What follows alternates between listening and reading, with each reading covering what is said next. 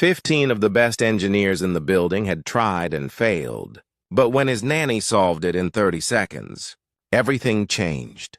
The glass-walled conference room at Sterling Automotive pulsed with frustration like static in the air. Around a sleek central workstation, 15 of the company's brightest engineers hovered, their tired eyes fixed on the same stubborn screen that had defeated them for nearly 3 straight weeks. A bug, invisible, unpredictable, and relentless, threatened to delay their groundbreaking electric vehicle launch by 6 whole months. Nathan Sterling paced behind them, his jaw tight, shoulders coiled with controlled tension. At just 34, Nathan had turned Sterling Automotive from a humble garage dream into one of the country's most respected tech-driven car companies. But now, facing a tangle of malfunctioning code, the man who'd built an empire felt helpless. "Run the diagnostic again," said Dr. Michael Chen, the lead software architect. His voice carried the dull fatigue of someone who hadn't seen the sun in days. "Maybe we missed something in the third-level integration protocols." The problem wasn't just difficult, it was maddening. Their advanced driver assistance system worked flawlessly on its own, but the second it interfaced with the car's main computer, the entire system crashed. 15 brilliant minds, hundreds of hours, thousands of lines of code, and still nothing. "Sir?" Nathan's assistant murmured softly at his elbow. "It's almost 6:00. Should I call Miss Bailey and let her know you'll be late again?" Nathan glanced at his watch, feeling the weight settle like a stone in his chest. He'd missed too many dinners already. Running a company and raising a 6-year-old alone was a constant balancing act, and tonight he refused to break another promise. "No," Nathan said quietly. "Ask her to bring Lily here. I promised her dinner, and at this rate, I'll be here till midnight." 20 minutes later, the heavy tension of the room was interrupted by the soft click of the conference door. Every engineer turned as a woman stepped inside, someone who looked wildly out of place among buzzing monitors and tired programmers. Allison Bailey, Lily's nanny, looked to be in her late 20s. Blonde hair neatly braided back, simple white shirt that had definitely seen better days, and bright yellow cleaning gloves still covering her hands. She carried herself with the quiet efficiency of someone used to wrangling an energetic 6-year-old and making order out of chaos. "Daddy!" came a little voice behind her, and in that moment, the room full of overworked engineers didn't know it yet. But everything was about to change. The moment the door opened wider, a burst of pure sunshine ran into the room.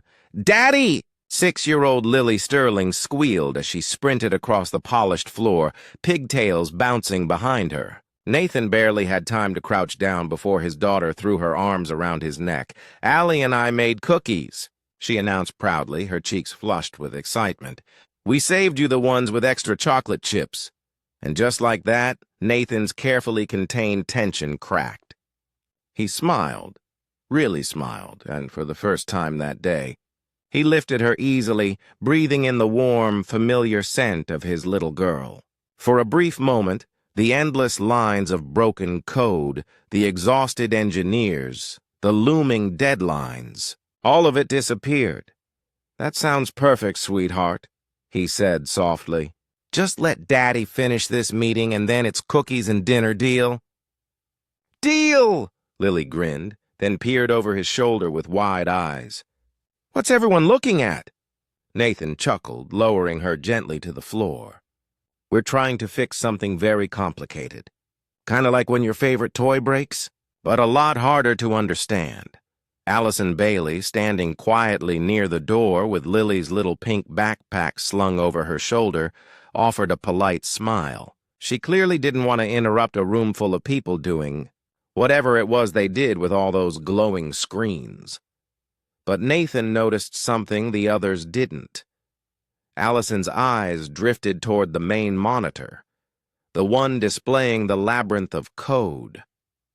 And slowly the polite disinterest on her face shifted. Her brow furrowed slightly, her focus sharpening in a way that didn't match someone just waiting for a meeting to end. "Miss Bailey," Nathan said gently, picking up on it, "please don't feel like you have to wait around. I know you probably have evening plans. Actually, Mr. Sterling," Allison hesitated for a second, then stepped closer. "If you don't mind me asking, what exactly is the problem you're trying to solve?"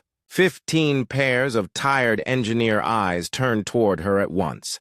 Dr. Michael Chen straightened behind his keyboard, the deep grooves of fatigue on his face sharpening. "It's a software integration issue," he said carefully, in the patient but condescending tone usually reserved for people who wouldn't understand. "Our autonomous driving system crashes every single time it tries to communicate with the vehicle's primary network." Allison nodded slowly, her eyes flicking back to the screen. Her expression shifted again, thoughtful now. "May I take a look?" she asked. For a beat, the room froze. 15 engineers, some with multiple PhDs, all exhausted and frustrated, stared at a nanny in yellow cleaning gloves asking to examine their work. A ripple of disbelief spread through the room. Nathan caught the sideways glances, the tight smiles, the kind people gave when they didn't want to laugh out loud. "Allison," Nathan said gently, trying to soften the moment. "This is pretty specialized stuff. We've had our best people working on it for weeks. I understand," she said calmly, and there was something in her voice, a quiet, unshakable confidence, that made Nathan pause. She didn't sound like someone guessing. She sounded like someone who knew exactly what she was doing. Nathan studied her face more closely now. For months, Allison Bailey had been just Lily's nanny, the kind woman who read bedtime stories, packed lunchboxes, and made the world feel safe for his daughter. But now, there was something in her eyes, a calm certainty. She met his gaze steadily. "Sometimes fresh eyes see what familiarity doesn't," she said softly. "Would it hurt to let me look for just a moment?" Nathan hesitated. 8 months she'd been in their lives, always warm, kind, dependable. And yet, he realized with a flicker of guilt that he'd never once asked about her life before she stepped into their home. He knew she had excellent references. He knew Lily adored her. But beyond that, nothing, of course, Nathan said finally, stepping aside. "Please." A few engineers exchanged knowing looks, masking their skepticism with polite smiles. It was clear they thought this was just a short detour, a distraction before the grown-ups got back to real work. Allison walked forward, the sound of her boots soft against the polished floor. The bright yellow gloves still clung to her hands as she approached the workstation. And then she touched the keyboard. Nathan immediately noticed it. This wasn't the hesitant poke of someone curious. Her fingers moved with practiced familiarity, like muscle memory kicking in. She leaned closer to the screen, eyes narrowing, and for 30 seconds, she didn't make a sound. The engineer shifted uncomfortably, arms crossed. Nathan, however, felt something shift in the room, like the air itself was holding its breath. Then, without warning, Allison started typing. Her hands flowed across the keyboard with fluid precision, each keystroke deliberate, purposeful. She didn't look lost. She looked like someone who spoke this language fluently, not as a hobby, but as a part of who she was. Within moments, she navigated to a section of the program the engineers had already combed through dozens of times. But her eyes caught on something specific, something tiny, something no one else had seen. "Here," Allison murmured, her voice steady. She pointed to a single line of code, so ordinary it almost looked unremarkable. "You've got a memory allocation conflict in the handshake protocol. The autonomous system's trying to grab the same memory space the security functions are using. They're basically fighting over the same seat." Dr. Chen blinked, leaning in, his skepticism faltering. but we've checked the memory allocation dozens of times. The addresses are clearly defined. They shouldn't overlap. They don't overlap in static allocation, Allison explained, her tone calm but precise, the kind of tone that made people listen. But look here. She tapped a few keys. This is during dynamic scaling. When the system load spikes, the autonomous functions expand their memory footprint. That's when they collide with the security protocols. A murmur rippled through the room as she typed a few more commands, adding a simple, elegant buffer zone between the two systems, something so obvious in hindsight it almost felt insulting. "Try running it now," she said quietly. Stepping back, the room fell into a heavy, waiting silence as Dr. Chen leaned forward, fingers trembling slightly on the keyboard. With a final keystroke, the diagnostic sequence began. No one spoke. No one breathed. The diagnostic bar blinked across the screen, then held steady. Every pair of eyes in the room was locked on the monitor as the two systems, the autonomous driver and the vehicle's primary network, initiated their communication protocol. For 3 long weeks, this was the moment where everything fell apart. But this time, the connection slid into place, smooth, flawless, not a single red error message. "It's working," someone whispered. "It's actually working," another voice added, disbelief threading through the room. "That's impossible," one of the junior engineers finally breathed, his eyes wide. "We've gone through that section of code hundreds of times." Allison simply stood there, her gloves still bright against the sterile glow of the monitors, her expression calm. "Sometimes," she said softly, "we get so caught up chasing the complicated answer that we miss the simple one. I learned that lesson the hard way." Nathan turned to look at her. Really look at her. In less than a minute, she'd cracked a problem that had burned through hundreds of man-hours and millions of dollars in potential delays. The woman he'd known only as his daughter's gentle, steady nanny had just outperformed an entire engineering division. "Allison," Nathan said slowly, voice low with awe, "how did you know to look there?" A faint blush colored her cheeks. She glanced down at her yellow gloves, suddenly self-conscious in a room of executives and engineers in tailored suits. "I have some background in software development," she said modestly. The memory allocation pattern looked familiar. "Some background?" Dr. Chen echoed, but this time his voice wasn't dismissive. It was reverent. "Miss Bailey, what kind of software development experience do you have?" Allison hesitated. For the first time since she'd stepped up to that keyboard, she looked vulnerable. She let out a quiet breath. "I used to work in autonomous vehicle programming," she admitted. "Actually, before I became Lily's nanny." The revelation hit the room like a low, controlled explosion. Nathan felt it, that sharp, clean moment when everything shifts.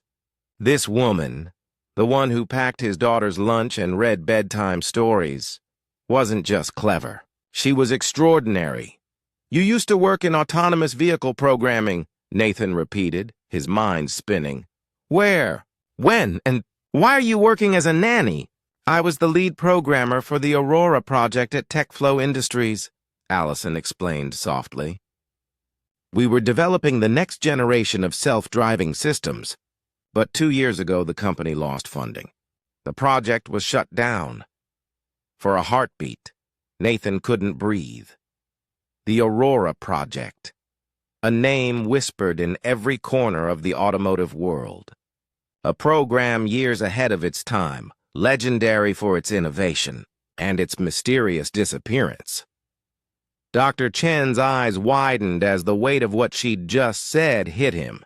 "You were lead programmer for Aurora," he said, his voice barely above a whisper, not with doubt, but with stunned respect. In that single moment, everything in the room, the engineer's skepticism, the hierarchy, the assumptions, cracked and reformed around the quiet woman in yellow gloves, and Nathan Sterling realized something crystal clear. The woman who had walked into his life to take care of his daughter might just change the future of his company. Dr. Chen's voice carried a mixture of awe and disbelief. That was some of the most advanced AI integration work anyone has ever attempted, he murmured. It was, Allison agreed softly, but there was a shadow in her smile, the kind born from old disappointments. When TechFlow went under, all of us Aurora team members became essentially unemployable. The project was so specialized that no other company knew what to do with us. And the industry rumors about why the project failed? They shut every door before I could even knock. The room was silent, every engineer listening now, not just to her words, but to the weight behind them. Nathan felt something click into place. So you took the nanny position because you needed work? Allison shook her head gently. I took the nanny position because I love working with children, she said, her voice growing steadier, truer with every word. And because Lily reminded me that there are things in life more important than writing perfect code. I have a master's degree in computer science, 5 years of autonomous vehicle programming under my belt. She glanced toward Lily, whose small face was glowing with curiosity, and a 6-year-old who thinks I'm the best cookie maker in the world. Both of those things make me who I am. You could have heard a pin drop. 15 engineers, the same people who had dismissed her at first, were now staring at her with nothing but respect. And Nathan? Nathan saw her in an entirely new light. This woman had been living under his roof, caring for the most precious person in his life, carrying a mind sharp enough to solve what no one else could. Allison, Nathan began slowly, carefully, would you be interested in a different kind of position here at Sterling Automotive? Allison blinked, taken aback. She glanced instinctively at Lily, who was perched on a chair, wide-eyed and fascinated by everything happening around her. Mr. Sterling, she said quietly, I appreciate the offer, but Lily needs stability in her life. She's already lost her mother. Changing caregivers again, that would be hard on her. Nathan's lips curved into the first genuine grin he'd felt in weeks. Who said anything about changing caregivers? He replied, his voice warm and sure. What if we created a position that lets you do both? Allison frowned slightly, uncertain.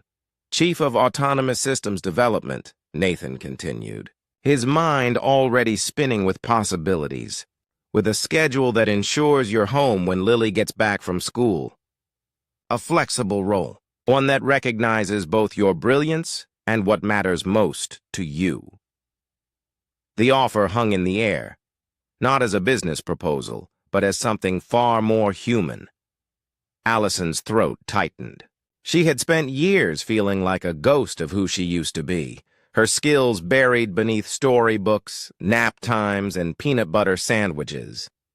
She loved caring for Lily, but now she saw the possibility of stepping back into the world she'd once built on her own terms. Lily tilted her head. Does this mean Allie gets to stay with me forever? She asked innocently, breaking the tension like a sunbeam through clouds. Nathan laughed softly. Yes, sweetheart, he said, his eyes still on Allison. I think that's exactly what it means. Allison felt the corners of her mouth lift. Not just a smile, something deeper.